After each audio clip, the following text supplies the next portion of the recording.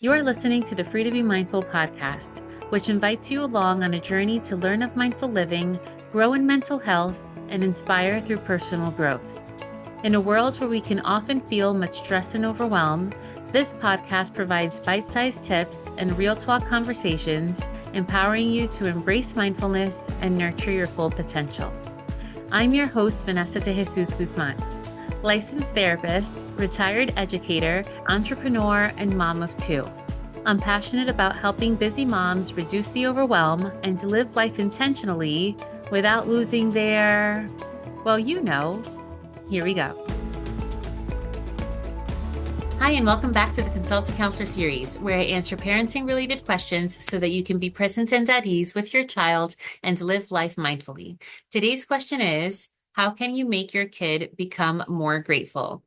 Well, fostering gratitude in kids is about teaching them to recognize and appreciate the positive things in their lives. And I have 5 tips for you in order to help them make this happen. The first thing that we need to do is we want to find out, do they even know what the word gratitude means, right? Because if we're being honest, a small percentage of adults may even have a hard time defining the word gratitude. So words that you can use instead of or in addition to gratitude are grateful, or what are you thankful for, which we know from Thanksgiving, or even what are you happy for? And what are you happy for could be used with kids as young as 3 years of age. For younger children especially, what are you happy for is a great way to begin to prime or get their mind ready for the idea of gratitude. And even if kids are familiar with the concept of gratitude, they need routines in place in order to make it second nature for them to just do it and not overthink it.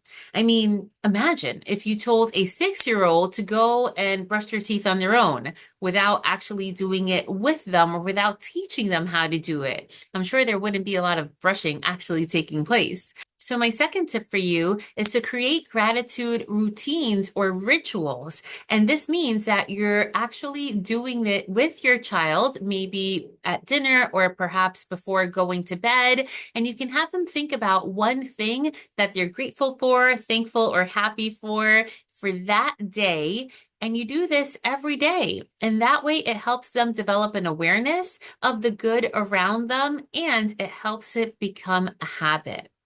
The third tip is to limit overindulgence, because just because you can give your child everything they want, material things or experiences, doesn't mean that you should, or at least not all at once. And this can be a challenge, especially if you have more than your parents did and you want to expose your kids to different types of experiences. It can be hard for the parents to do this.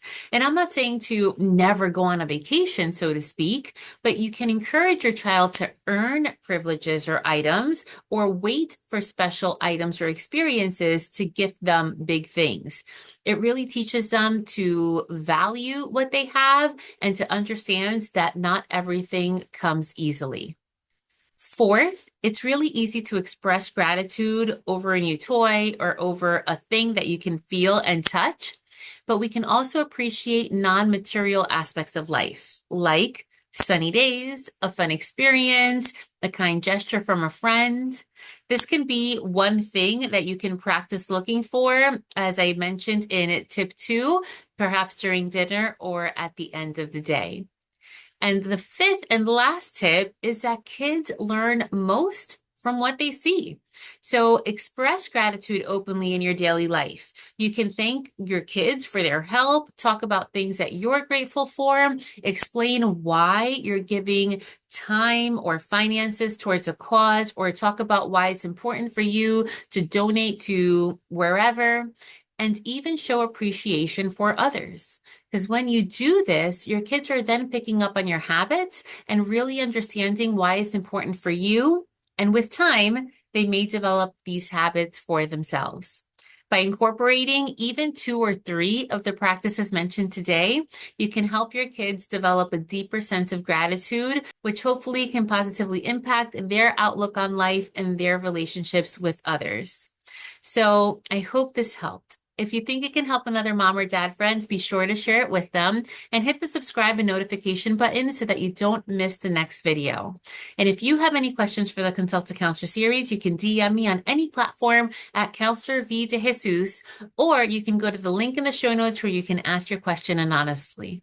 And remember, my friends, in a world where you are free to be anything that you want to be, you are always free to be mindful. Thanks so much, and catch you next time.